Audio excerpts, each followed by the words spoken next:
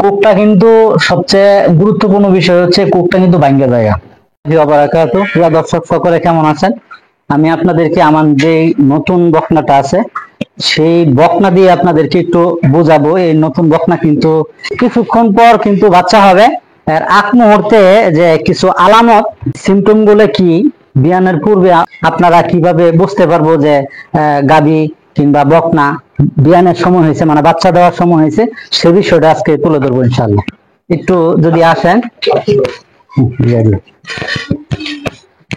এই যে দেখতেছেন উলানটা যদি দেখেন, এই যে পিছনে আগে যে উলানটা ছিল এটা কিন্তু আরো পুরানো আছেন, মানে ঠুঙ্গায় আছেন।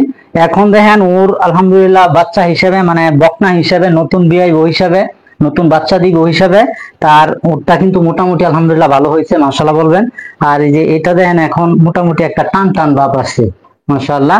আরেকটি জিনিস আপনাদেরকে একটু দেখা, এখানে যে কুঁক বলি আমরা, যেটা সবচেয়ে বেশি গুরুত্বপূর্ণ বিষয়, যে এখানে যে কুঁকটা দেখতেছেন এটাকে কুঁক বলে। এই কুঁকটা কিন্তু সবচেয়ে গুরুত্বপূর্ণ বিষয় হচ্ছে কুঁকটা কিন্তু ভাঙ্গা জায়গা, মানে কুকটা ডাইবা জায়গা। ডাইবা জায়গা যখনই কুক ডাইবা জায়গা তখনই আমরা আপনারা সকলে বুঝতে পারি যে না বাচ্চা বিয়ানের সময় হয়েছে, বাচ্চা হওয়ার সময় হয়েছে। তো এই বিষয়গুলো আবার আরেকটি জিনিস আপনারা দেখতে পারেন যে উর কিন্তু পুরোপুরি আইসা পড়ে। এই যে দেখেন মাশাআল্লাহ, দোয়া করবেন সকলে। এই যে উর কিন্তু পুরোপুরি আইসা পড়ছে।